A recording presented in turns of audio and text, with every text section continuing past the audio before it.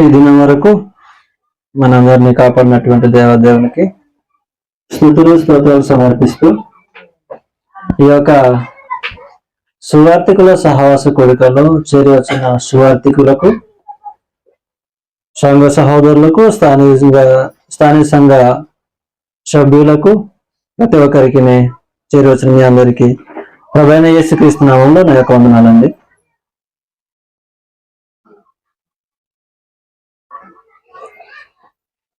దేవుడు మానవులను సృజించిన సంగతిని మనం నేర్చుకున్నాం. మానవుడు ఎలాంటి పాపం చేశాడో అనే సంగతిని కూడా మనం ఆలోచన చేసి ఎలాంటి పాపంలో ఉన్నాడంటేనో దేవుని ఉగ్రత కింద ఉన్నాడని మనం ఆలోచన చేశాం. అయితే దేవుని ఉగ్రతలో ఉన్న ఈ మానవుడు కాపాడబడాలి, రక్షింపబడాలి. పాపం చేసిన మానవుడు కాపాడబడాలి, రక్షింపబడాలి. అంటే ఈ మానవుడు తనకు తానుగా ఎన్నో ప్లాన్లు వేసి, ఎన్నో ఆలోచన చేసి నేను కాపాడబడాలి, రక్షింపబడాలి అనుకుంటే మానవుడు తనకు తానుగా ఎప్పటికీ రక్షించుకోలేడు, తనకు తానుగా ఎప్పుడు కాపాడుకోలేడు. ఏ మానవుడు కూడా తనకు తానుగా రక్షణ పొందటానికి వీలు పడదు. అపోస్తల కార్యాల్లో 4:12 ఎవరి వలన రక్షణ కలగదు అన్నాడు. నిజంగా మానవులకు, మనుషులైన వారికి ఎవరి వలన కూడా, ఏ మనిషి వలన మానవుడికి రక్షణ అనేది లేదు, రక్షణ అనేది రాదు. నేను బంగారం పెడతాను, వెండి పెడతాను, వెండి బంగారాల ద్వారా నేను రక్షణ పొందుకుంటాను అనుకుంటే చెప్తున్నాడు. పేతురు రాసిన మొదటి పత్రిక 1:18 వెండి వల్ల గాని అన్నాడు అనమాట. పితృ పరంపరమైన మీ వ్యర్థ ప్రవర్తన వెండి బంగారం వచ్చి వస్తువుల చేత విమోచింపబడలేదు అన్నాడు. వెండి బంగారంలోతో మనము మన పాపాలను పోగొట్టుకొనుట అసాధ్యం. అయితే దేవుడు కూడా తెలియజేస్తున్నాడు మనకు, అలాగే వెండి బంగారాలతో సాధ్యం కాకపోతే నా గొర్రెలు ఇస్తాను, గుడ్లు ఇస్తాను, మేకలు ఇస్తాను అంటే హెబ్రీయులకు రాసిన పత్రిక 10వ అధ్యాయము 4వ వచనంలో ఏలయనగా ఎడ్ల యొక్కయు మేకల యొక్కయు రక్తము పాపములను తీసివేయుట అసాధ్యం. ఏమంట, మానవుడు తనకు తానుగా పాపాన్ని పోగొట్టుకోలేడు. వెండి బంగారాలు పెట్టుకుంటానంటే వెండి బంగారాలన రక్షణ రాదు. నాకు గొర్రెలు ఉన్న ఆస్తి ఉంది, చాలా జంతువులు ఇస్తాను, వాటి రక్తం చిందించి నా పాపాలు కడిగేసుకుంటానంటే దాని వలన కూడా కలగదు చెప్తున్నాడు. అయితే పాపం పోవాలంటే రక్తం కావాలి అన్నాడు. హెబ్రీయులకు రాసిన పత్రిక 9వ అధ్యాయము 22వ వచనము. మరియు ధర్మశాస్త్ర ప్రకారము సమస్త వస్తువులు దేని చేత శుద్ధి చేయబడాలి?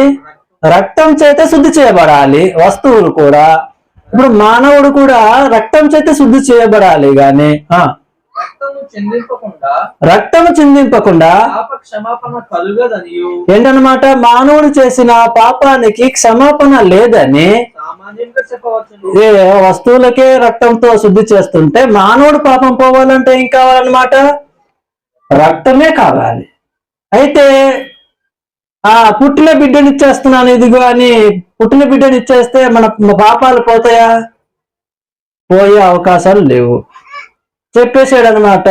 ఎడ్ల యొక్కయో మేకల యొక్క గాని ఒక మానవుని రక్తం గాని మానవుల పాపాలు తీసివేయుట అసాధ్యం.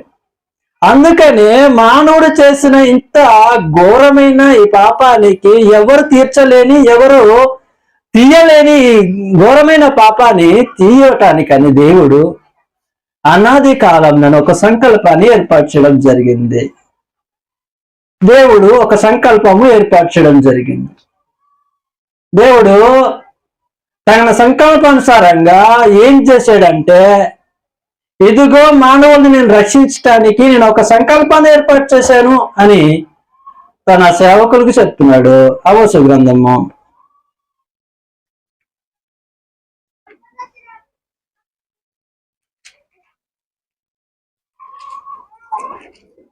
3వ అధ్యాయంలో 7వ వచనంలో చెప్తున్నాడు, తన సేవకులైన ప్రవక్తలకు తాను సంకల్పించిన దాన్ని బయలుపరచకుండా ప్రభువు యెహోవా ఏమీ చెయ్యడు అన్నాడు. అంటే మానవుడు రక్షింపబడాలి అనే సంగతిని దేవుడు ఎవరికి తెలియజేస్తున్నాడు అనమాట? తన ప్రవక్తలైన సేవకులకి, అంటే తన భక్తులకు, తన సేవకులకు దేవుడు తెలియజేస్తున్నాడు అనమాట. మానవుడు రక్షింపబడాలి, పాప విముక్తి కావాలి, పాపం లేనివాడుగా తయారవ్వాలి అంటే మానవుడు తన వలన కాదు. అందుకని దేవుడు అనాది కాలంలోనే దేవుడు ఒక సంకల్పాన్ని ఏర్పాటు చేయడం జరిగింది. దేవుడు మానవుల పాపాలను తీయటానికి దేవుడు ఒక సంకల్పాన్ని చేసి ఆయన చేసిన పని ఏంటంటే, క్రీస్తు ప్రభువుని మన పాపాల కొరకు ఈ భూమి మీద రప్పించటం. దేవుడు మన పాపాలు తీసివేయటానికని క్రీస్తును దేవుడు ఈ లోకానికి పంపించటం. గళితులకు రాసిన పత్రిక 4వ అధ్యాయము 4-5 వచనాల్లో, అయితే కాలం పరిపూర్ణమైనప్పుడు అంటే దేవుడు అనాది కాలములో ఒక ఏర్పాటు చేశాడు. ఏంటంటే ఏర్పాటు, క్రీస్తు ప్రభువుని భూమి మీదకు పంపించాలి. ఆ కాలం టైం అయింది. దేవుని సంకల్ప ప్రకారంగా, ఆ సంకల్ప ప్రకారంగా యేసు ప్రభువుని భూమి మీదకు పంపించడం జరిగింది. కాలం పరిపూర్ణమైనప్పుడు దేవుడు తన కుమారుని పంపించాలన్నాడు. అంటే దేవుడు అనాది కాలంలోనే యేసు ప్రభు భూమి మీద రావాలి అనే సంగతిని, ప్రణాళికను ఏర్పాటు చేయడం జరిగింది. చదవండి. ఆయన స్త్రీ యందు పుట్టి దత్తపుత్రులం కావాలని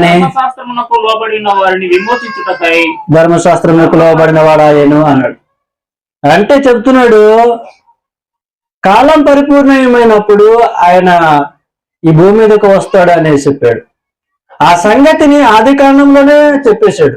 ఆది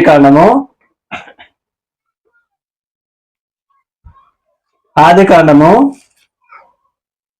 3వ అధ్యాయము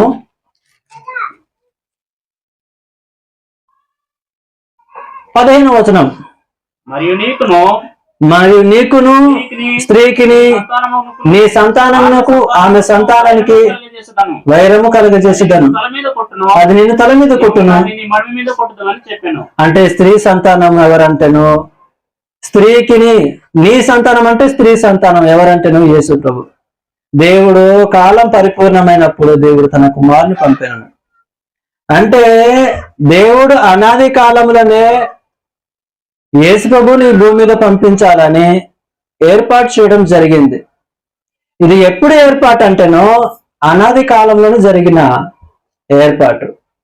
ఏదో మధ్యలో అనుకుని యేసు ప్రభుని పంపించడం జరగలేదు. మానవుడు పాపాలు పోవాలి అంటే, ఆ పాపాలు పోవటానికని దేవుడు అనాది కాలంలోనే ఒక ఏర్పాటు చేయడం జరిగింది. అదేంటనేను యేసు ప్రభు యొక్క బలి, శిలువ బలి. యేసు ప్రభు చనిపోవాలి. ఎందుకు చనిపోవాలంటే, మానవుల పాపాలు పోవటానికి యేసు ప్రభు చనిపోవాలి అనేది దేవుని యొక్క అనాది సంకల్పంలో మొట్టమొదటి విషయం. దేవుని అనాది సంకల్పంలో మొదటి విషయం క్రీస్తు ప్రభు యొక్క బలి. ఆ బలి జరగాలంటే యేసు ప్రభు రావాలి భూమి మీద. ఆ బలి జరగాలంటే యేసు ప్రభు రావాలి. దేవుడు మనల్ని ఎంతగా ప్రేమించాడంటే, చాలా ఎక్కువగా ప్రేమించి దేవుడు పరలోకం నుండి క్రీస్తు ప్రభువుని పంపించడం జరిగింది. యోహాను రాసిన మొదటి పత్రిక 4వ అధ్యాయము 9-10 వచనాల్లో తెలియజేస్తున్నాడు. 4వ అధ్యాయం 9-10 వచనాలు. మనము ఆయన ద్వారా జీవించినట్లు ఆ, దేవుడు తన అద్వితీయ కుమారుని లోకంలోనికి పంపాడు. మనము పాపముల చేతను అపరాధముల చేత చచ్చిపోయి ఉంటే మనం జీవించాలి, మరలా బ్రతకాలి, మన పరిశుద్ధులు కావాలని దేవుడు ఆలోచన చేసిన వాడాయ్ క్రీస్తు ప్రభువుని భూమి మీద పంపించి మనం ఆయన ద్వారా చదవండి జీవించినట్లు జీవించినట్లుగా దేవుడు తన అద్వితీయ కుమారుని దేవుడు తన అద్వితీయ కుమారుని లోకంలోనికి పంపాడు. ఏం చేశాడనమాట? లోకానికి పంపించడం జరిగింది. 10వ వచనం.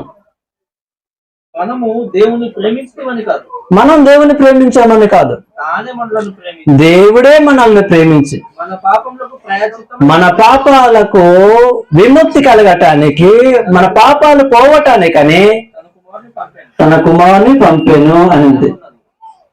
ఇందులో ప్రేమ ఉంది. దేవుడు మనల్ని ప్రేమించి ఒక సంకల్పాన్ని ఏర్పాటు చేసి ఆ సంకల్ప ప్రకారంగా దేవుడు క్రీస్తు బలి ఇవ్వాలని, క్రీస్తు బలి జరగాలని సంకల్పించిన వాడై మన పాపాలకు ప్రక్షాళన, మన పాపాలు పోవటానికని క్రీస్తుని లోకానికి పంపించడం జరిగింది అని పేతురు రాసిన మొదటి పత్రిక 1వ అధ్యాయము 19 నుంచి 20 వచనాల్లో అన్నాడు. అమూల్యమైన రక్తము చేత మనం రక్షింపబడటానికని, మన పాపాలు పోవటానికని అమూల్యమైన రక్తం చేత అనగా నిర్దోషమును నిష్కలంకమునకు గొర్రెపిల్ల వంటి క్రీస్తు రక్తము చేత నిష్కలంకమునకు గొర్రెపిల్ల వంటి క్రీస్తు రక్తం చేత విమోచింపబడితేరని మీరు ఎరుగుదురు కదా. మీరు విమోచింపబడాలని మీరు విమోచింపబడితేరని మీకు తెలియదా అని చెప్పి ఆయన జగత్తు పునాది వేయబడక మునిపే అది ఏంటన్నమాట, మనము మన పాపాలు తీసుకోలేని స్థితిలో ఉన్నప్పుడు మన పాపాలను తీయటానికని దేవుడు అనాది సంకల్పం అంటే ఈ భూమి ఆకాశమును పుట్టక ముందే, జగత్తును అందరి సమస్తమును పుట్టించక ముందే దేవుడు ఒక ప్రణాళిక చేసి ఆ ప్రణాళిక ప్రకారంగా యేసు ప్రభువుని ఏం చేశాడంటే ఈ భూమి మీద పంపించి ఆయన శిలువ బలియాగం జరగాలి అనే ఏర్పాటు అన్నమాట. ఆయన జగత్ పునాది వేయబడక మునిపే నియమింపబడెను అన్నాడు. మన పాపాలు క్షమించబడ్డానికని దేవుడు యేసు ప్రభువుని ఎప్పుడు నియమించాడు అన్నమాట? అనాది సంకల్పంలోనే. కాబట్టి మన పాపాలు తీసివేయటానికి మానవులు ఎవరి వలన కూడా కలగదు, ఎవరి వలన కూడా అవ్వదు. అయితే దేవుడే మన పాపాలను తీసేయటానికి, మన పాపాలు ఎలాంటివో ఆ పాపం వలన వచ్చే పర్యవసానం ఏంటిదో మనం ఇందాకే నేర్చుకున్నాం. అలాంటి భయంకరమైన స్థితి నుండి మనం విడుదల పొందాలని దేవుడు మనల్ని ప్రేమించిన వాడై పరలోకము నుండి తన కుమారుని పంపించాడు. ఎవరైనా ఎప్పుడైనా అడిగారా, దేవా మేము పాపులము, దోషులము, మా కోసము మీ ఒకరిని పంపించండి అని ఎవరైనా అడిగారండి? ఒకరోజు ఇశ్రాయేలు జనాభా అడిగారు. ఏమని? దేవా ఇంత మేము ఇబ్బందిలో ఉన్నామని. ఎక్కడ? ఐగుప్తు చెరలో ఉన్నప్పుడు అడిగారు. అడిగితే ఎవరిని పంపించాడు దేవుడు? మోసేని పంపించాడు. అయితే ఈ లోకంలో ఉన్న మానవులు ఎవరైనా సరే పరలోకంలో ఉన్న దేవుణ్ణి, దేవా మా కోసం ఒకరిని పంపించండి అని ఎవరైనా అడిగారా? ఎవరు అడగలేదు. దేవుడే మనల్ని ప్రేమించాడు. అందుకే ఒక మాట అంటాడు రోమిలకు రాసిన పత్రిక 10వ అధ్యాయంలో అంటాడనమాట. రోమపత్రిక 10వ అధ్యాయము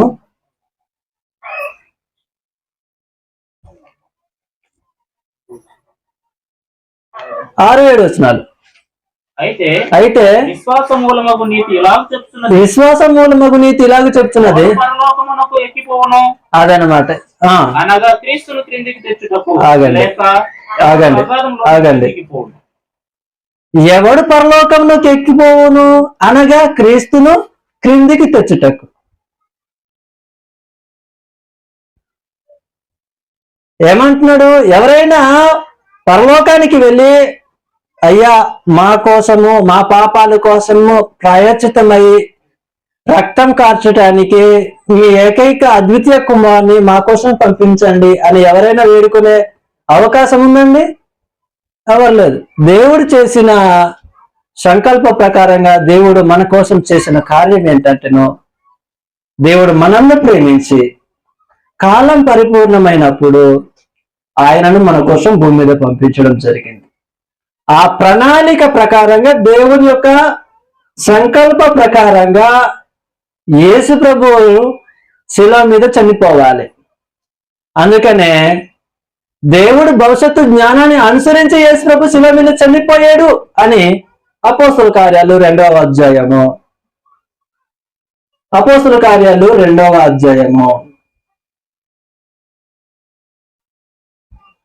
23వ వచనం నుంచి తెలియజేస్తున్నాడు. దేవుడు నిశ్చయించిన సంకల్పమును ఆయన భవిష్యత్తు జ్ఞానమును అనుసరించి యేసుక్రీస్తు ఎలా అప్పగింపబడ్డాడు? ఇస్కరియోతు యూద మామూలుగా అప్పగించేసాడు అనుకుంటున్నాం. కానీ దేవుని సంకల్ప ప్రకారంగా యేసుక్రీస్తు ఏమయ్యాడంట? అప్పగింపబడ్డాడు. అది లేఖనాల్లో ముందుగానే ఉంది. నా సహోదరుడే అప్పగిస్తాడన్న సంగతి కీర్తనల గ్రంథంలో. కాబట్టి దేవుడు నిశ్చయించిన సంకల్ప ప్రకారంగా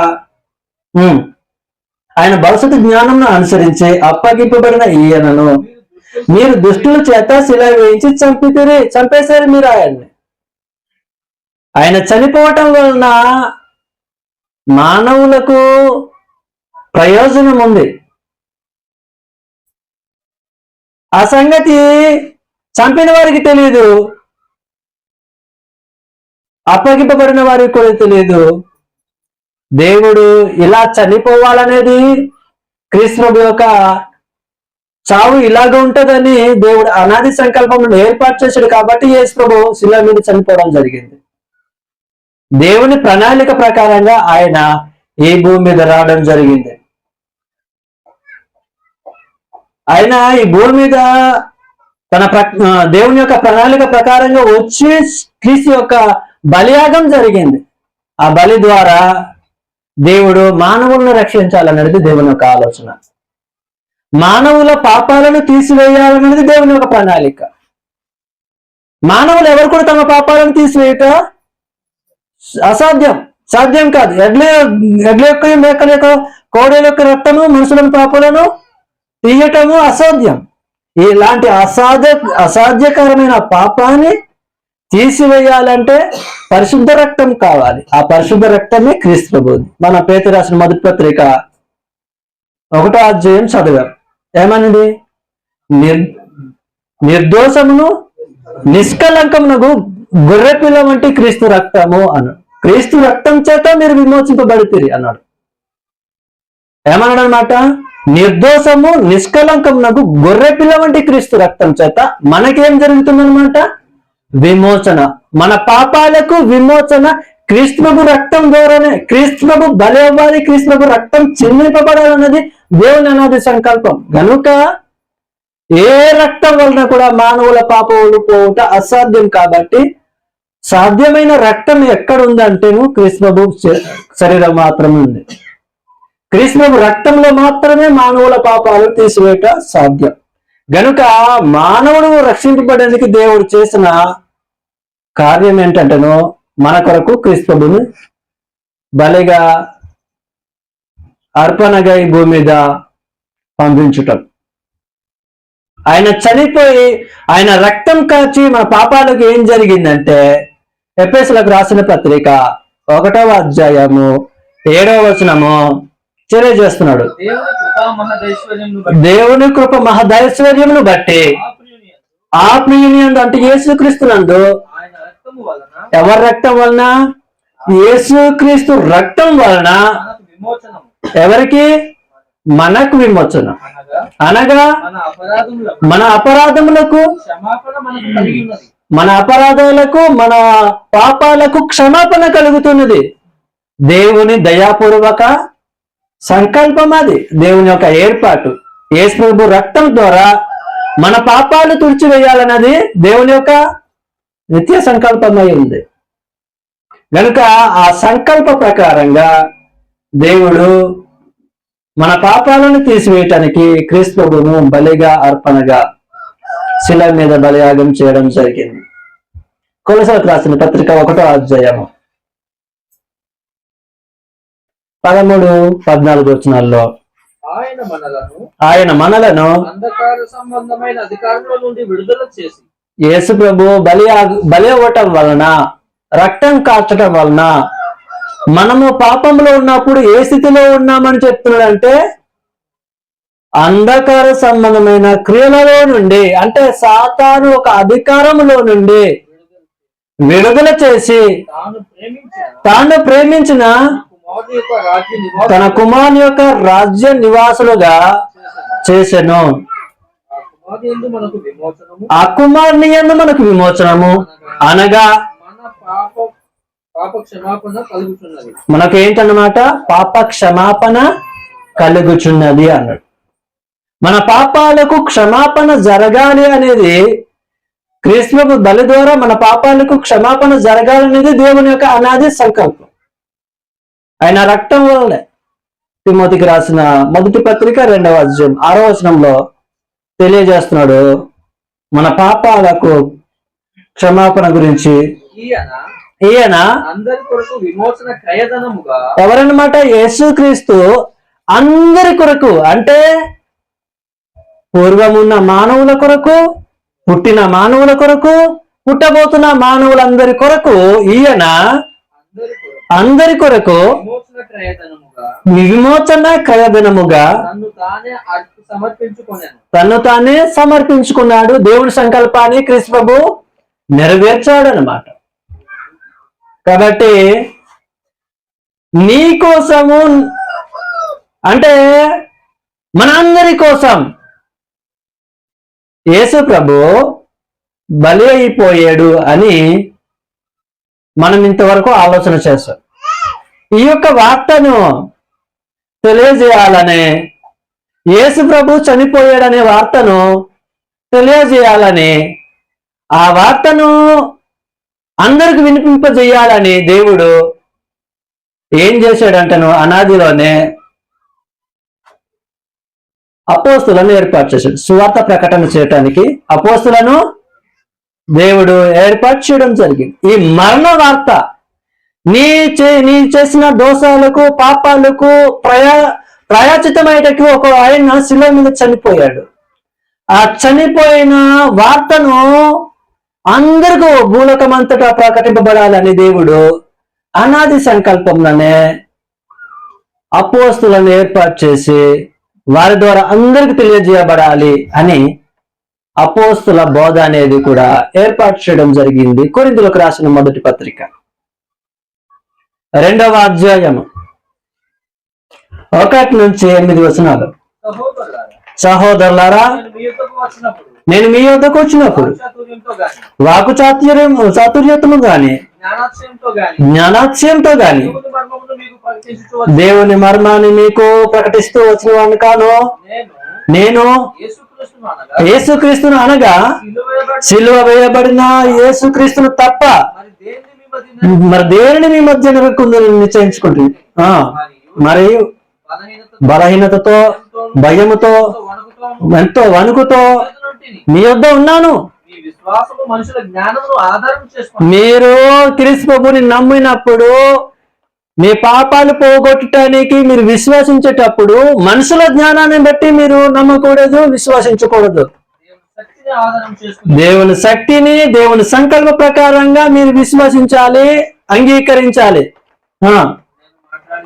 నేను మాట్లాడిన సువార్త ప్రకటించిన తీయని మాటలతో మీకు చెప్పలేదు, పరిశుద్ధాత్మతో దేవుని శక్తిని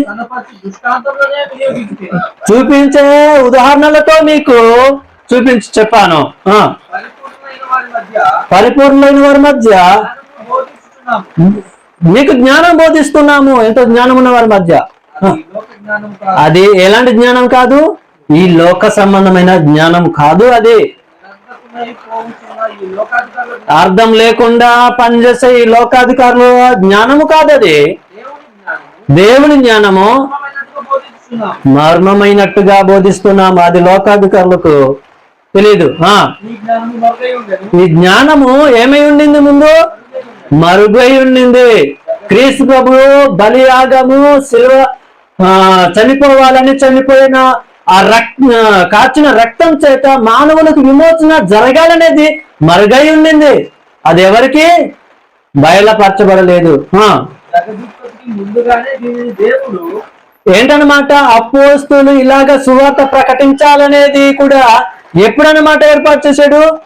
జగతి ఉత్పత్తి ముందుగానే దీనిని దేవుడు మన మహిమ నిమిత్తం నియమించాడన్నమాట. అపోస్తులు బోధ అనేది ఎప్పుడంటే జగతి పునాది వేయబడక ముందే నియమించడం జరిగింది. ఆ బోధ, ఈ అపోస్తుల బోధ, వారు ప్రకటించిన బోధ ఎందరైతే విశ్వాసిస్తారో, ఎందరైతే అంగీకరిస్తారో, అపోస్తుల బోధ ప్రకారంగానే మానవులకు రక్షణ అనేది దేవుడి యొక్క సంకల్పం. ఒకరోజు ఒక ఆయన ఎన్నో గొప్ప కార్యాలు చేస్తున్నాడు, గొప్ప కార్యాలు చేస్తున్నాడు, ధర్మ కార్యాలు చేస్తున్నాడు, అందరికి సహకరిస్తున్నాడు. దేవుడు ఎవరో తెలుసు, దేవుని యందు భక్తిపరుడు. అపోస్తుల కార్యాలు 10వ అధ్యాయం. అపోస్తుల కార్యాలు 10వ అధ్యాయం.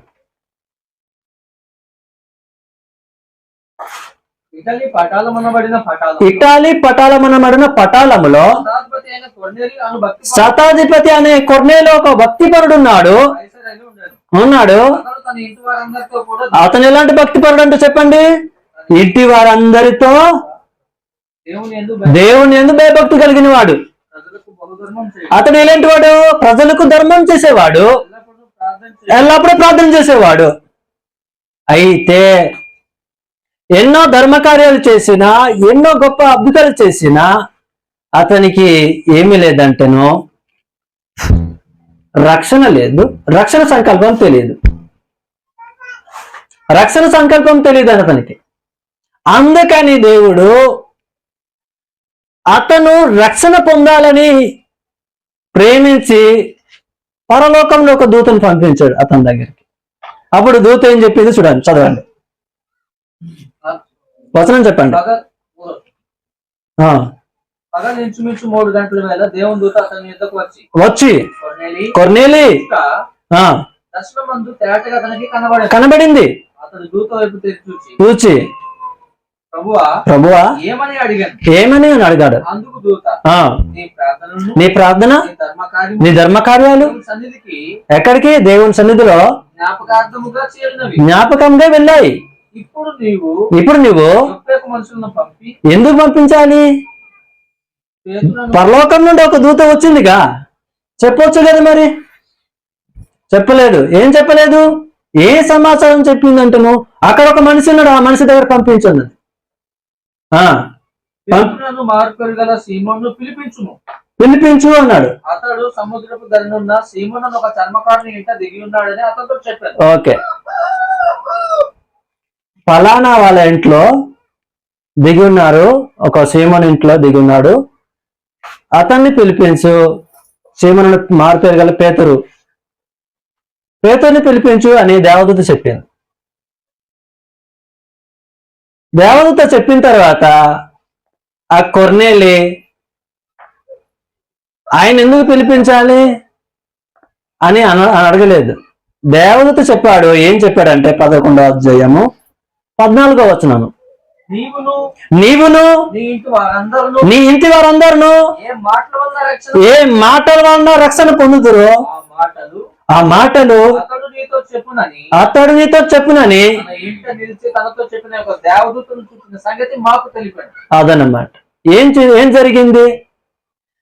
దేవదూత డైరెక్ట్ చెప్పేసింది, నా దగ్గరే రక్షణకరమైన మాటలు లేవు, నేను నీకు రక్షించే సందేశాన్ని నేను చెప్పలే. ఆ రక్షణ సందేశము ఎవరికి అప్పగింపబడింది?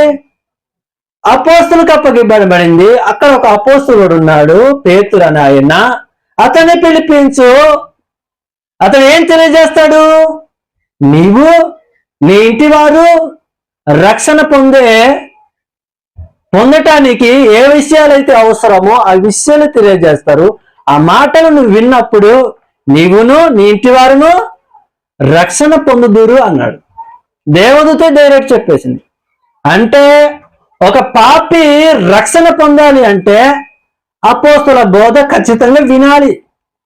దేవదూత వచ్చింది నాకు చెప్పటానికి, ఆ బోధ విన్నాను, ఆ బాప్తిసం తీసుకున్నానన్నా ఆ బాప్తిసం చెల్లుబాటు అవుతుందండి? ఆ బాప్తిసం చెల్లుబాటు అవ్వదు. ఎవరు బోధ విని? దేవదూత వచ్చి ఆ సేవకుడికి బోధ చెప్పిందంట. ఆ దేవదూత ప్రకారంగా చెప్పారనుకో ఒక సేవకుడు అనుకుందా, ఆ బోధ విన్న వాళ్ళకి రక్షణ ఉందండి? లేదు.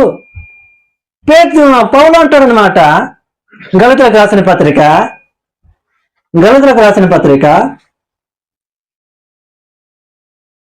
1వ అధ్యాయము క్రీస్తు కృపను బట్టి 6వ వచనం నుంచి, క్రీస్తు కృపను బట్టి మిమ్మును పిలిచిన వారిని విడిచి భిన్నమైన సువార్త తట్టుకు మీరెంత త్వరగా తిరిగిపోవచ్చునగా నాకు ఆశ్చర్యం. భిన్నమైన సువార్త అని చెప్తున్నాడు. ఏంటో చెప్తున్నాడు చూడండి. అది మరి ఒక సువార్త కాదు గాని క్రీస్తు సువార్తను చెరుపగోరి మిమ్మును కలవరపరచు వారు కొందరు ఉన్నారు. క్రీస్తు సువార్త కాకుండా అపోస్తల బోధ ద్వారా సువార్త చెప్పకుండా వేరే సువార్త ప్రకటించేవారు ఉన్నారా? ఉన్నారు. కలవరపరిచేవారు ఉన్నారు అని చెప్తూ అపోస్తల బోధ ప్రకారంగా సువార్త ప్రకటించిన విధానం కాకుండా మరి ఒక సువార్త అంటే వేరే సువార్త, వేరే ప్రకారంగా సువార్త ప్రకటిస్తే మేమంటే ఎవరన్నమాట? అపోస్తులే గాని, పరలోకం నుండి ఒక దూత వచ్చి చెప్పిన గాని మీకు ప్రకటిస్తే ఎవరన్నమాట? అది శాపగ్రస్తం. దూత వచ్చింది, దర్శనం ఇచ్చి చెప్పింది, దాని ప్రకారంగా నేను రక్షణ పొందానంటే అది ఎలాంటి రక్షణ అన్నమాట? అది రక్షణేనా? అది శాపగ్రస్తం, శాపం. అర్థమవుతుందండి? అపోస్తుల బోధ విని విశ్వసించి బాప్తిసం పొందాలనేది దేవుని అనాది సంకల్పం. ఈ బోధను దేవుడు అనాది కాలంలోనే ఏర్పాటు చేయడం జరిగింది. ఆ బోధ ఇప్పటికీ ఉంది. ఆ బోధను ప్రకటించే సేవకులు ఇప్పటికీ ఉన్నారు. ఆ బోధే వినాలి. ఆ బోధ ప్రకారంగా మనం రక్షణ పొందాలి.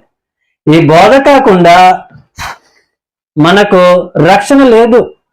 ఒక రోజున అలాగే మేము బాప్తిసం తీసుకున్నామన్నారు అపోస్తల కార్యాలు 19వ అధ్యాయంలో. ఎవరు బాప్తిసం అంటే? అది యోహాను బాప్తిసం. యోహాను బాప్తిసం తీసుకున్నప్పుడు మీరు పరిశుద్ధాత్మ సంగతి పొందారా అని అంటే సంగతే తెలియదు, అసలు సంగతే తెలియదు అన్నాడు. ఏమన్నారు? పరిశుద్ధాత్ముడు ఉన్నాడన్న సంగతి తెలియదు, విషయం తెలియదు అంట. అర్థమవుతుందండి?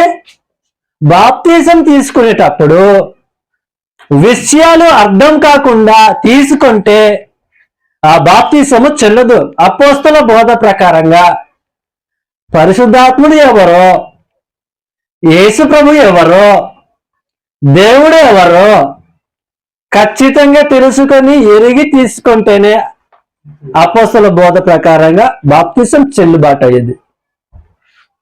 కాబట్టి నేను ఫలానా వ్యక్తిగత నేను బాప్తిజం తీసుకున్నానంటే నువ్వు అపోస్తల బోధ విన్నావా?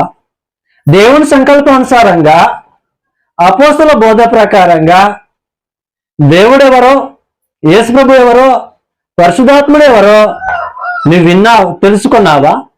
లేకపోతే ముగ్గురు ఒకటే అనుకుని నమ్ముతున్నావా? అలా నమ్మే విశ్వసించి తీసుకున్నావా? అయితే నువ్వే విశ్వాసంతో తీసుకున్నావు? అపోస్తుల బోధ ప్రామాణికంలో నువ్వు తీసుకుంటేనే నీ యొక్క బాప్తిసం చెల్లుబాటు అవుతుంది. ఇంకా వేరే విధానంలో నువ్వు తీసుకున్నా సరే ఆ బాప్తిసం ఏమవుద్ది అనమాట?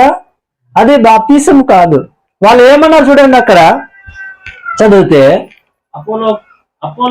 అపోలో కొరింథలో ఉన్నప్పుడు జరిగింది ఏంటంటే పౌలు మీద గ్రామాల్లో సంచరించి ఎఫెసుకు వచ్చాడు. అక్కడ శిష్యులను చూసి మీరు విశ్వసించినప్పుడు పరిశుద్ధాత్మను పొందితేరా పరిశుద్ధాత్మ పొందారా అని అడిగితే వారు పరిశుద్ధాత్ముడు ఉన్నాడనే సంగతి మేము వినలేదని అసలు నాకు తెలియదండి అన్నారు. అప్పుడు అతడు "అయితే మీరు దేనిని బట్టి దేని బట్టి బాప్తిసం తీసుకున్నారంటే పలానా వ్యక్తి ఇలా చెప్పారు, అలా చెప్పారు, అలా విన్నాం. యోహాను బాప్తిసం పెట్టి. ఇప్పుడైతే చాలా మంది ఏమంటారు, మీరు విషయాలు చెప్తుంటే మాకు ఈ విషయం తెలియదండి, అయితే ఎలా బాప్తిసం తీసుకుంటారు? మా పాస్టర్ పలానా వ్యక్తి ఇలా మాకు చెప్పారు, అలా తీసుకున్నాం బాప్తిసం అంట.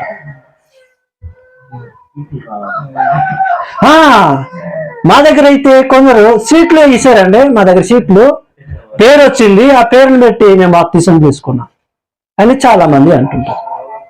పెళ్లికి ముందు మాకు బాప్తిసం ఇచ్చేసారే అంటుంటారు.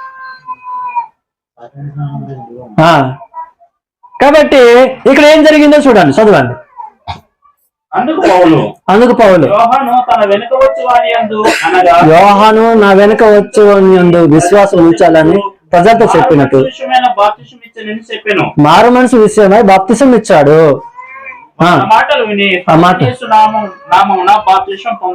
తర్వాత యేసుక్రీస్తు నామంలో బాప్తిసం పొందినట్టు మనకు కనబడుతుంది. వాళ్ళు మేము బాప్తిసం పొందేసామండి, మాకు ఇంకా అవసరం లేదని సమర్థించుకోలేదు.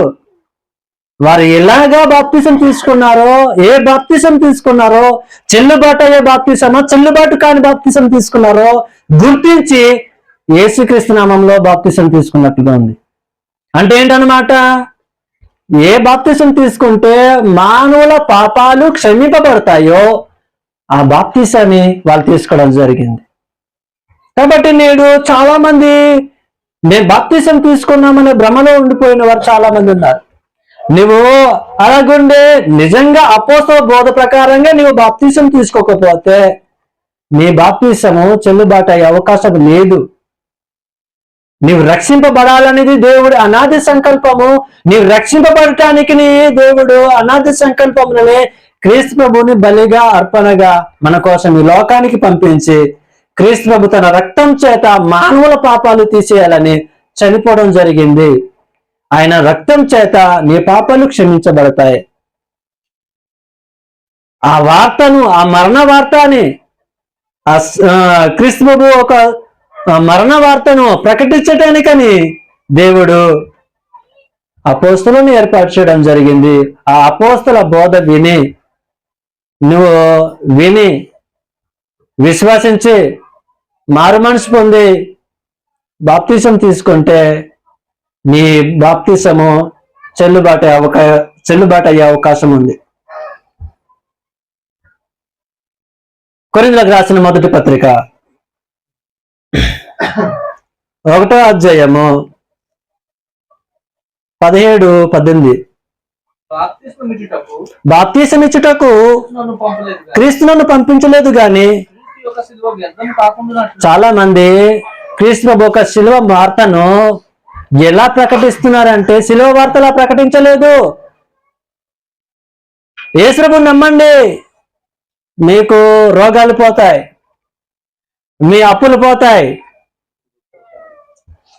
మీరు దీవెనబడతారు, ఇలాంటి వార్త ప్రకటిస్తున్నారు. క్రీస్తు శిలువ వార్త ఏమని చెప్తున్నాడు, బాప్తిసం ఇవ్వడానికి నాకు పంపలేదు గాని క్రీస్తు ప్రభు యొక్క శిలువ వార్త అనేది, క్రీస్తు యొక్క మరణం అనేది వ్యర్థం కాకుండా, మాటల గారడితో కాకుండా సువార్త ప్రకటించటానికి మాటల గారడి లేకుండా అన్నమాట, ఉన్నది ఉన్నట్లుగా. క్రీస్తు ప్రభు బలియాగం అంటే బలియాగంలా, ఆయన వార్తలా, అంతేగాని ఏదో పిట్ట కథలు పొట్ట కథలు చెప్తూ వార్తను ప్రకటించటానికి ఏర్పాటు చేయలేదు. చెప్తున్నాడు అనమాట, వాక్కు చాతుర్యం లేకుండా శిలువ వార్త ప్రకటించటానికే ఆయన నన్ను పంపాను. శిలువను గూర్చిన వార్త, నిజంగా శిలువను గూర్చిన వార్త ఉన్నదిగా ప్రకటిస్తుంటే నశించబోయే వాళ్ళకి ఏంటంట, ఇదేంటి ఏం చెప్తున్నాడు వీడు, అర్థం కావట్లేదు. మా పాస్టర్ అంటే ఎందుకద్దా, ఫలానా కథతో చాలా అల్లెల్లి చెప్తాడు. ఒకరోజు అన్నాడు, నాకు మొన్న ఎక్కడంటే ఒరిస్సా సైడ్ వెళ్ళినప్పుడు కథలు చెప్పి వచనాలు చెప్పాలండి అన్నారు నాకు అనమాట ఒకరు. మనకు అలా అప్పుడు అయిపోయిన తర్వాత చెప్పారని. అలాగా చెప్పటానికి దేవుడు ఏర్పాటు చేయలేదు నేడు సేవకుల్ని. అపోస్తలుల బోధ అలాగే ఏర్పాటు జరగలే. క్రీస్తునందు సత్యము ఉన్నట్లుగా ప్రకటింపబడితే దాని ప్రకారంగా విశ్వసిస్తే అపోస్తలుల బోధ వింటే వాళ్ళు ఏమయ్యే అవకాశం ఉంది? రక్షింపబడే అవకాశం ఉంది. ఆ అపోస్తలు ఏం తెలియజేశారంటే ఒక రోజున అపోస్తల కార్యాలు 2వ అధ్యాయము అపోస్తల బోధ ఎలా ఉంటది? ఎలా ఉంటదంటే అపోస్తల కార్యాలు 2వ అధ్యాయం, అపోస్తల కార్యాలు 2వ అధ్యాయం లేఖనాలను ఉపదేశించి చెప్తున్నాడు అనమాట. 23వ వచనం నుంచి మరలా చదువుద్దాం. పైనుండి కూడా ఉంది, లేఖనాలు ఉపదేశించి చెప్పారు. ఈ మాట వినండి. దేవుడు యేసు చేత అద్భుతాలు చేయించాడు, సూచక్రియలను మీ మధ్యను చేయించి ఆయనను తన వలన మెప్పు పొందిన వానిగా మీకు కనపరిచాడు. అది మీకు తెలుసు. దేవుడు నిశ్చయించిన సంకల్పమును యేసు ప్రభు దేవుడు నిశ్చయించిన సంకల్ప ప్రకారంగా ఆయన భవిష్యత్తు జ్ఞానాన్ని అనుసరించి అప్పగింపబడిన ఈయనను మీరేం చేశారంటే దుష్టులకి అప్పగించి శిలా వేయించి చంపేశారు అంటనమాట. యేసు ప్రభు ఒక మరణ వార్తను, యేసు ప్రభు ఒక కార్చిన శిలువ రక్తమును వీళ్ళు ప్రకటిస్తున్నారు అనమాట. అంతే తప్ప ఏదో పిట్ట కథలు చెప్పట్లేదన్నమాట. ఆయనను మీరు చంపేశారు అని చెప్తే మరణము చచ్చిపోయాడు కానీ సమాధి చేయబడే గాని ఆ మరణము ఆయనను బంధించుట సాధ్యం కాలేదు అని చెప్పి ఏం జరిగిందంటే 32వ వచనంలో ఏం జరిగిందంటే ఈ యేసుని ఏం చేశాడు అనమాట? మరణం బంధించుట అసాధ్యం కనుక యేసుని ఏం చేశాడు? దేవుడు లేపాను. అది అపోస్తలులు అలా చెప్తున్నారు. మేము సాక్షులం చూసా అని చెప్తే మీరు అలాగా శిలువ వేసి చంపేశారని చెప్తే లేఖనాలు ఉపదేశిస్తుంటే శిలువ వార్తను ప్రకటిస్తుంటే అప్పుడు అన్నారనమాట 37వ వచనంలో విన్నవారు వారి మాట విని మేమే చంపేశామా, అయితే మేమేం చెయ్యాలి అని అడిగారు అనమాట అపోస్తలుని.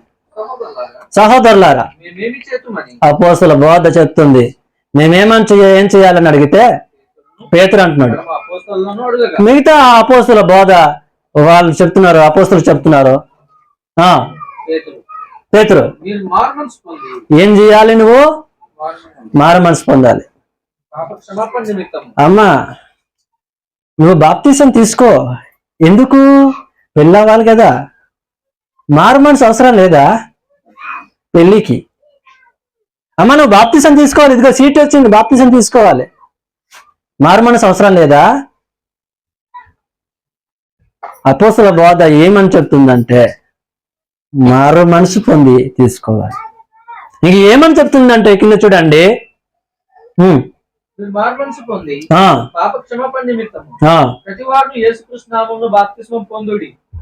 మారు మనసు పొందిన వాళ్ళే బాప్తిసం తీసుకోవాలి. చాలా మంది చర్చికి వచ్చి వస్తూ కూడా మారు మనసు పొందకుండా ఉంటారు. ఉండి అందరు బాప్తిసం తీసుకుంటే అయ్యగారు నేను కూడా బాప్తిసం తీసుకుంటానంటే మరి మారు మనసు పొందిన జీవితం ఉంటుంది కదా, కనబడుతుందా లేదండి? కనబడుతుంది ఖచ్చితంగా. మారు మనసు పొందితే భక్తిలోను విశ్వాసంలోను ప్రవర్తనలోను అన్ని ఏం కనబడుతుంది అనమాట? మారు మనసుకు తగిన జీవితం కనబడుతుంది. మారు మనసుకు తగిన జీవితం కనబడుతుంది. అప్పుడు వాళ్ళకి ఏమవచ్చు అనమాట? బాప్తిసం ఇవ్వటానికి ఉంటది. మీరు మారు మనసు పొందండి. మారు మనసు పొంది మీ పాపాలకు ప్రాయచిత్తంగా పాపాలు క్షమింపబడటానికి ఇప్పుడు బాప్తిసం తీసుకుంటున్నారు. మళ్ళీ ఇంకేమని చెప్తున్నాడు కింద చూడండి 40వ వచనం. అంటే అర్థం ఏంటనమాట? దేవుని మాటలు ఇంకా చాలా చెప్పారా లేదండి? బాప్తిసం అప్పుడు ఇచ్చేసారా? లేదు, చాలా విషయాలు చెప్పారు. అనేక మాటలతో సాక్ష్యం ఇచ్చి అంటే చాలా విషయాలు ఇంకా చెప్పారు దేవుని గురించిన సంగతులు. వాళ్ళకి దేవుడు ఎవరో తెలుసు, యేసుక్రీస్తు ఎవరో తెలియదు. కాబట్టి యేసుక్రీస్తుని గురించిన సంగతులు, ఇంకా బాప్తిసం సంబంధించిన సంగతులు అనేకం చెప్పిన తర్వాత మీరు మూర్ఖులకు ఈ తరం వారికి వేరై రక్షణ పొందుడని వారిని హెచ్చరించాను. అబ్బా, గట్టిగా హెచ్చరిక ఏంటంటే, నువ్వు బాప్తిసం పొందాలంటే ఆ చెడు స్నేహం వదిలేసుకోవాలి. ఈ లోక సంబంధమైన ఈ మూర్ఖతరం వారికి నువ్వేమవ్వాలి? వేరు అవ్వి అప్పుడు రక్షణ తీసుకో. లేదండి నేను ఇక్కడ బాప్తిసం తీసుకుంటున్నాను, మళ్ళీ వాళ్ళతోనే పోతానంటే నీ బాప్తిసం పనికి రాదు, నీకు బాప్తిసం ఇవ్వని అవసరం లేదు కూడా. అర్థమవుతుందండి? కాబట్టి మనం బాప్తిసం తీసుకోవాలంటే, మన బాప్తిసం అపోస్తుల బోధ ప్రకారంగా మనం రక్షింపబడాలి అంటే, దేవుడు సంకల్పించిన సంకల్ప ప్రకారంగా మనం రక్షింపబడాలి అంటే అపోస్తుల బోధ చెప్పినట్లుగా మనం చేయాలి. మారు మనసు పొందాలి, మూర్ఖులకు తరం వారికి వేరయ్యి రక్షణ పొందడం చాలా అవసరం. అలా పొందితే యేసుక్రీస్తు రక్తము మన పాపాలకు ఏమవుద్దనమాట? ప్రాయశ్చితంగా మొత్తం కడిగేస్తుంది, మన పాపాలన్నిటినీ తుడిచివేస్తుంది, మన పాపాలన్నీ క్షమింపబడతాయి. అప్పుడు అలా క్షమింపబడాలంటే యేసు ప్రభు అనాది సంకల్పమునే మన పాపాల కోసము ఏమయ్యారనమాట? ప్రాయశ్చిత్తంగా శిలువ మీద చనిపోవాలనే దేవుని ఏర్పాటు ప్రకారంగా ఆయన చనిపోవడం జరిగింది. ఆ మరణ వార్తను అపోస్తులు అనేకులకు తెలియజేశారు. ఆ వార్త నేడు మన దగ్గరికి కూడా వచ్చింది. ఈ వార్తను యేసు ప్రభు చనిపోయి నీ పాపాల కోసము చనిపోయి రక్తం కార్చి సమాధి చేయబడి తిరిగి లేపబడ్డాడు అనే మరణ వార్తను ఎందరైతే విని విశ్వసించి మారు మనసు పొంది మూర్ఖమగు ఈ తరం వారికి వేరయ్యి ఎవరైతే రక్షణ పొందుకుంటారో వాళ్ళు తమ గత పాపాల విషయమై క్షమింపబడిన వారు అవుతారు. పాపాలు కడిగి వేసబడిన వారై వారు ఏమవుతారనమాట? క్రైస్తవులు అవుతారు, పరిశుద్ధులు అవుతారు, దేవుని పిల్లలు అయ్యే అవకాశం ఉంటది. యోహాను సువార్త అంటారు కదా, 1వ అధ్యాయము 12వ వచనం, తన్నెందరు అంగీకరించరో అంటే యేసు ప్రభువుని ఎందరైతే నమ్ముతారో వారందరూ దేవుని పిల్లలగుటకు ఆయనకు అధికారం అనుగ్రహింపబడిన అప్పుడు దేవుని పిల్లలు అయ్యే అవకాశం ఉంది. అప్పుడు అతనికి క్రీస్తు యేసునందు ఉన్న వారికి ఏ శిక్ష విధి లేదనే అవకాశం, ఈ శిక్ష విధి ఉండదన్నమాట. పాపం లేని వాడికి ఇంకేముంటది శిక్ష? ఏ శిక్ష విధి లేదు, పరలోకము ప్రాప్తి జరిగే అవకాశం ఉంటుంది. కాబట్టి అపోస్తలుల బోధ ప్రకారంగా విని బాప్తిసం తీసుకుంటే మన పాపాలు క్షమించబడి మనం రక్షింపబడే ఉంటుంది, అవకాశం ఉంటుంది. కనుక మనము ఈరోజు ఏర్పాటు చేసిన లేఖన భాగం ఏంటి? దేవుడు మానవుల రక్షణ కొరకై దేవుని యొక్క సంకల్పం. ఆ దేవుని సంకల్పంలో 2 విషయాలు ఆలోచన చేస్తాము. మొదటిగా మానవుడు రక్షింపబడటానికని క్రీస్తు ప్రభు ఒక బలియాగాన్ని ఏర్పాటు చేశాడు. రెండోది ఆ బలి యొక్క వార్త ఎందరైతే విని మారు మనసు పొందాలనేది అపోస్తల బోధను ఏర్పాటు చేశాడు. ఆ బోధ ప్రకారంగా మనం రక్షింపబడాలి. ఇలా రక్షింపబడిన వారు ఎక్కడ ఉండాలి, ఎలా ఉండాలి, ఎలా జీవించాలి అనే సంగతులు ఉన్నాయి. అవి కూడా దేవుడు అనాది సంకల్పంలోనే ఉన్నాయి. ఆ విషయాలు ఏంటంటే ఆ విషయాలు కూడా మీకు కొద్దిగా టచ్ చేసి నేను ముందుకు వెళ్ళిపోతా. అపోస్తల బోధ ప్రకారంగా ఎందరైతే మారు మనసు పొంది తమ పాపాలకు ప్రాయశ్చిత్తంగా బాప్తిసం తీసుకుంటారో వారందరూ దేవుని కుమారులు అయ్యే అవకాశం ఉంది. దేవుని కుమారులు అవ్వాలనేది కూడా దేవుని యొక్క అనాది సంకల్పం. ఎఫెసీయులకు రాసిన పత్రిక 1వ అధ్యాయం. దేవుని అనాది సంకల్పంలో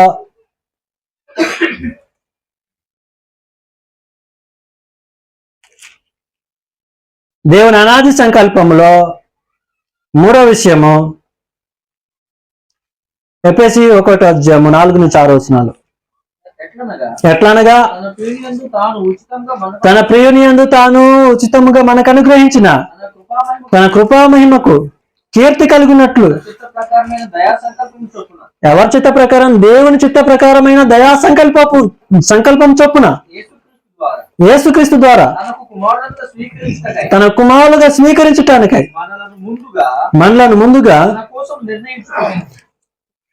తన కోసం నిర్ణయించుకొని మనము తన ఎదుట పరిశుద్ధులను నిర్దోషులై ఉండాలని ప్రేమ చేత జగత్ పునాది వేయబడక మునిపి అంటే అనాది కాలంలోనే దేవుడు ఒక సంకల్పాన్ని ఏర్పాటు చేశాడు. మనము యేసుక్రీస్తు రక్తం వలన కడగబడి ఏమవ్వాలని, దేవుని యొక్క కుమారులు అవ్వాలనేది దేవుని యొక్క సంకల్పం. మనం ఏమవ్వాలని, దేవుని కుమారులు అవ్వాలనేది దేవుని యొక్క సంకల్పం అయి ఉంది. ఆ సంకల్ప ప్రకారంగా దేవుని కుమారులు, దేవుని బిడ్డలు ఇష్టం వచ్చినట్లుగా గాలికి వదిలేయకుండా, దేవుడు గాలిగా వదిలేయకుండా ఎక్కడ పడితే అక్కడ తిరుగుతూ ఉండాలని అనుకోలేదు. దేవుడు వారికి ఒక గృహం కట్టి ఆ గృహంలో వారు నివసించాలని, ఆ గృహంలో చక్కగా ఉండాలి, దేవుని పిల్లలుగా జీవించాలని దేవుడు అనాది కాలంలోనే ఒక సంకల్పాన్ని తన సంకల్పములో సంఘమును ఏర్పాటు చేయడం జరిగింది. ఎఫెసీయులకు రాసిన పత్రిక 3వ అధ్యాయము 8 నుంచి 11 వచనాలు. దేవుడు అనాది కాలంలోనే సంఘాన్ని ఏర్పాటు చేశాడండి. ఈ సంఘము ఎందుకు ఏర్పాటు చేశాడంటే, దేవుడు సంకల్పించిన ప్రకారంగా క్రీస్తు ప్రభు ఒక బలి ఏర్పాటు చేసి, ఆ బలి వలన ఆ మరణ వార్తను ప్రకటించడానికి అపోస్తల బోధను దేవుడు అనాదిని ఏర్పాటు చేసి, ఆ బోధ ఎందరైతే వింటారో, విని ఎందరైతే రక్షింపబడతారో, ఆ రక్షింపబడిన వారు దేవుని కుమారులు అవ్వాలనేది దేవుడి అనాది సంకల్పం. ఈ దేవుని కుమారులు అయిన వారు ఒక గృహంలో ఉండాలని ఏర్పాటు చేసి, ఆ గృహమే దేవుని యొక్క సంకల్పము కనుక ఆ గృహం ఏంటంటే క్రీస్తు ఒక సంఘం. చదవండి 8 నుంచి 11 వచనాలు. దేవుడు మన ప్రభు అయిన క్రీస్తు చేసిన నిత్య సంకల్పము చొప్పున పరలోకంలో ప్రధానులకు అధికారులకు సంఘము ద్వారా తన యొక్క నానా విధమైన జ్ఞానము ఇప్పుడు తెలియబడవాలని ఉద్దేశించి స్వదింప సత్యం కానీ క్రీస్తు ఐశ్వర్యమును అన్ని జనులకు ప్రకటించుటకును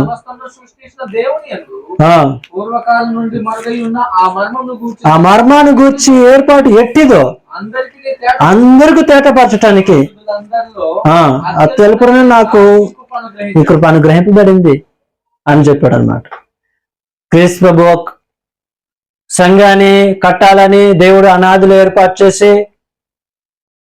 దేవుడు ఒక సంఘాన్ని కట్టాలని దేవుడు అనాది కాలంలోనే ఏర్పాటు చేసి, తన సంకల్ప ప్రకారంగా ఒక సంఘంను ఏర్పాటు చేయడం జరిగింది.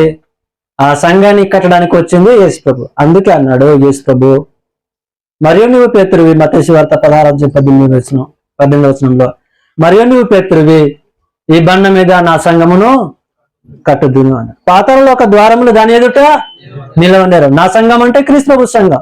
క్రీస్తు ప్రభు సంఘంలో ఎవరైతే నివసిస్తారో, క్రీస్తు ప్రభు సంఘంలో ఎవరైతే ఉంటారో వారికి పాతాళం లేదు, అంటే నరకం లేదు. వారికి ఉన్నవారికే, లేకపోతే లేదు. అందులో జీవించే వారికే ఏం లేదనమాట, నరకం లేదు, పాతాళం వెళ్ళే అవకాశం లేదు. కాబట్టి దేవుడు అనాది కాలంలోనే ఈ సంఘాన్ని కూడా ఏర్పాటు చేశాడు. చాలా మంది సంఘం ఏమో ఉందండి, బాప్తిజం తీసుకున్నామా లేదా, మేము భక్తికి బతుకుతున్నామా లేదా అంటారు. దేవుని సంకల్పంలో, దేవుని అనాది సంకల్పం ఏంటి? సంఘము. ఇదిగో క్రీస్తు ప్రభు సంఘం, ఇక్కడే ఉండాలి మీరు. దేవుడు ఒక్కసారి ఏర్పాటు చేస్తే దానిని ఎవరు మార్చకూడదు. దేవుడు కూడా మార్చలేడు. మారుస్తాడండి? మార్చలేడు. దానికి ఉదాహరణ యేసు ప్రభు చనిపోవాలన్నది దేవుని సంకల్పం, అవునా కాదండి? యేసు ప్రభు ఏం చేశాడంటే, దేవా నిశ్చయితమైతే గిన్నె నా ఇబ్బంది కలిగించాడు 3 సార్లు ప్రార్థించడం లేదా? దేవుడు మార్చుతాడా? నువ్వు చావకూడదు, వేరే వారిని చంపేద్దాం అనేసి అన్నాడా? అనలేదు. ఏమన్నాడు? దేవదూతను పంపించి బలపరిచి నువ్వే చావాలన్నాడు. నీ చిత్తాన్ని సిద్ధించడు కాక అన్నాడు. అప్పుడు అన్నాడు లేదండి, నీ చిత్తాన్ని నెరవేరుస్తానన్నాడు యేసు ప్రభు. దేవుడు కూడా మార్చలేడు. దేవుడు ఒక్కసారి ప్రణాళిక వేస్తే ఆ ప్రణాళికని ఎవరు మార్చలేరు. దేవుడు సైతం మార్చలేడు. దేవుడి ప్రణాళికలో యేసు ప్రభు చనిపోవాలనేది ఒకటి, అపోస్తల బోధ ప్రకారంగా విని అందరు మారుమనసు పొంది బాప్తిసం పొందాలనేది ఒకటి, ఆ బోధకు విని ఎవరైతే రక్షింపబడతారో వారు దేవుని కుమారులు అవ్వాలనేది ఒకటి, దేవుని కుమారులు అయిన వారు క్రీస్తు సంఘంలో ఉండాలనేది దేవుని నిర్ణయం. ఈ సంఘంలో ఉండండి, నేను ఏ సంఘంలో ఉంటాను అంటే దేవుని సంకల్పాన్ని నీవు నీ విషయంలో నెరవేర్చావు. దేవుని సంకల్పాన్ని నువ్వు నెరవేర్చకపోతే, దేవుని సంకల్పాన్ని నువ్వు నిరాకరిస్తే నువ్వు నరకానికి వెళ్ళడానికి నీకు నీవే ఉత్తరవాదివి, ఇంకెవరు లేరన్నమాట. నీకు నువ్వే, నేను నరకానికి పోతున్నట్టుగా నీకు నువ్వే అన్నమాట డిసైడ్ చేసుకున్నట్టు. కాబట్టి అపోస్తల బోధ ప్రకారంగా వినే రక్షణ పొంది దేవుని కుమారుడు అయిన నువ్వు క్రీస్తు ప్రభు సంఘంలోనే ఉండాలి. క్రీస్తు ప్రభు సంఘంలో ఉంటే నువ్వు రక్షింపబడతావు. లేకపోతే నువ్వు చనిపోయిన వెంటనే క్రీస్తు ప్రభు సంఘంలో లేకుండా నువ్వు చనిపోయిన వెంటనే నువ్వెక్కడ వెళ్ళే అవకాశం ఉంటదంటే, అదిగోరా వచ్చేస్తున్నాడు దరిద్రుడు, పాతాళం ఆగిలించు నీవే అంటది. అర్థమవుతుందండి? కాబట్టి పాతాళం నోరు తెరిచి మింగేస్తుంది, అప్పుడు తలుపులు తీయబడతాయి. అంత భయంకరమైన పరిస్థితి క్రీస్తు సంఘంలో లేకపోతే. చాలా మంది భ్రమపడుతున్నారు, దేవుని అనాది సంకల్పం ఏంటో తెలియక, దేవుని సంకల్పం ఏంటో తెలియక. కాబట్టి ఇలాగా క్రీస్తు ప్రభు సంఘంలో ఉన్న ప్రతి ఒక్కరు, ఐదో విషయం ఏంటంటేను, క్రీస్తునకు కలిగిన సంపూర్ణతకు సమానంగా ఎదగాలి, క్రీస్తు స్వరూపంగా రావాలనేది దేవుని యొక్క సంకల్పం. క్రీస్తు స్వరూపం మనలో ఏర్పడాలి, క్రీస్తు స్వరూపం మనలో ఏర్పడాలి, క్రీస్తు స్వరూపం మన యందు ఏర్పడాలనేది దేవుని యొక్క సంకల్పం ఉన్నది. ఏమైనా చెప్తారా? ఎఫెసీయులకు రాసిన క్షమించండి, మీరు అవసరం తీయండి. స్వరూపం ఏర్పడే వరకు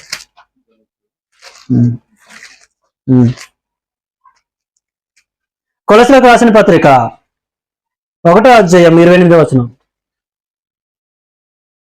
ప్రతి మనుషుని క్రీస్తునందు సంపూర్ణుడిగా చేసి.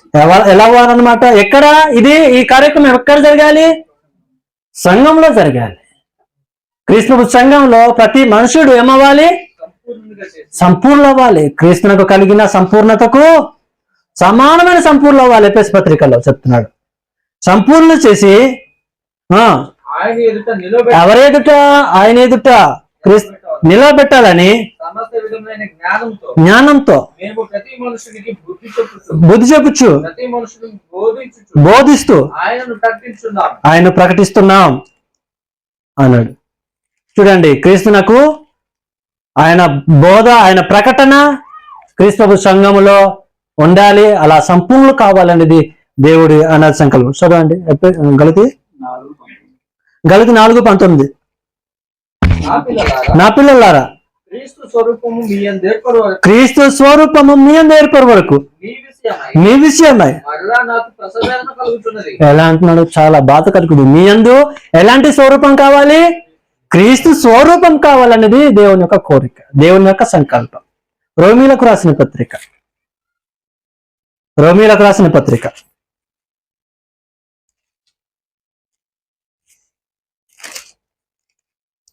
8వ అధ్యాయం 16 నుంచి. మనము దేవుని పిల్లలమని ఆత్మ తానే మన ఆత్మతో కూడా సాక్ష్యమిస్తున్నాడు. మనం పిల్లలమైతే వారసులం, అనగా దేవుని వారసులం, క్రీస్తు కూడా మహిమ పొందుటకు ఆయనతో శ్రమపడిన యెడల క్రీస్తుతోడి వారసులం.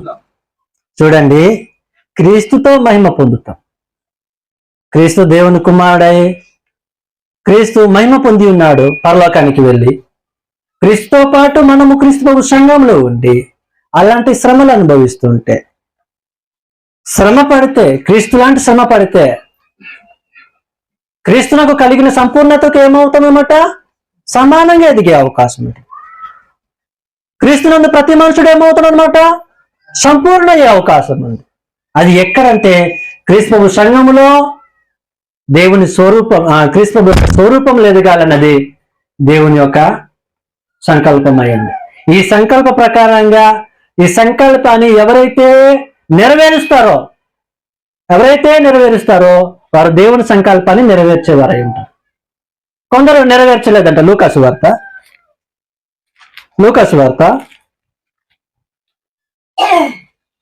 7వ అధ్యాయము 29 నుంచి.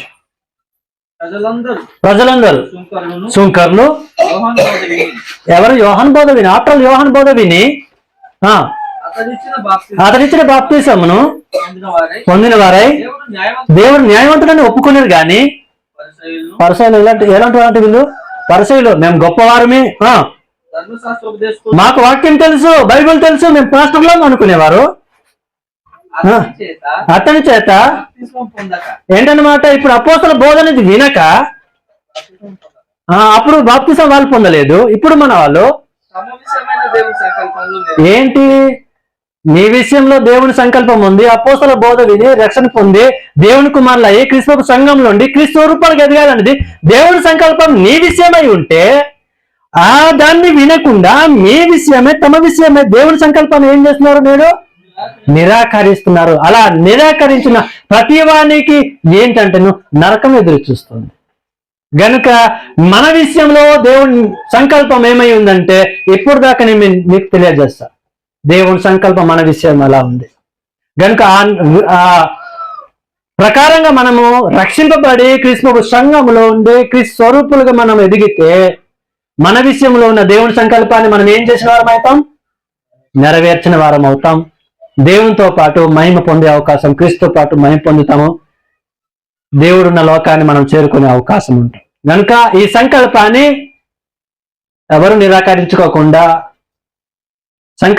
దేవుని సంకల్పాన్ని నెరవేర్చేవారుగా ఉండాలని తెలియజేస్తూ శ్రద్ధగా ఓపికతో విన్న మీ అందరికీ ప్రభువైన క్రీస్తు నామములో వందనాలు తెలియజేస్తూ మాటలు ముగిస్తున్నాం.